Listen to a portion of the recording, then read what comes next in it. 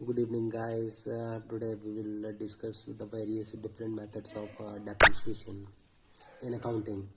The first important method is straight line method. अब straight line method पे हम क्या करते हैं? देखो, एक तो एसेट्स की वैल्यू होती है, एक लाइफ होती है एसेट की, ठीक है।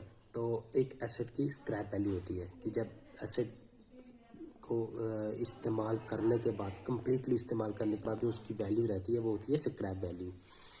तो कॉस्ट वैल्यू, एसेट की जो कॉस्ट वैल्यू है, फॉर एग्जांपल 1,10,000 है, तो उसमें से हम माइनस कर लेंगे इसकी स्क्रैप वैल्यू। मान लीजिए कि वो 10,000 है, तो माइनस की तो कितनी आ गई? 1,00,000 वैल्यू आ गई, ठीक है।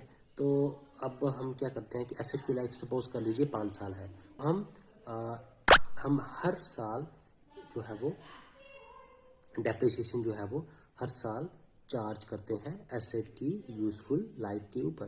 तो 1,00,000 उसकी जो है वो आ गई cost of asset minus scrap value करके हमारे पास आ गया 1,00,000। तो 1,00,000 में से हमने डिवाइड कर दिया 5 साल की, क्यों? क्योंकि 5 साल उसकी लाइफ है, तो पीछे बचेगा 20,000।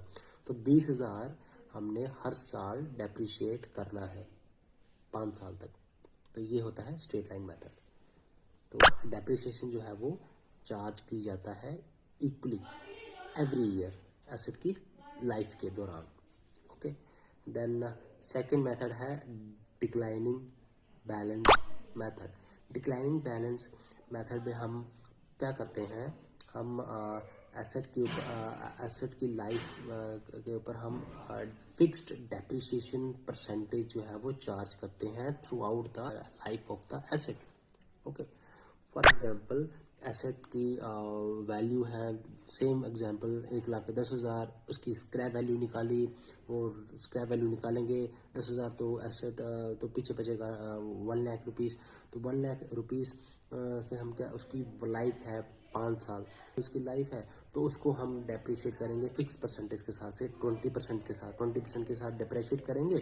तो हर साल 20% के साथ डेप्रिशिएट करेंगे।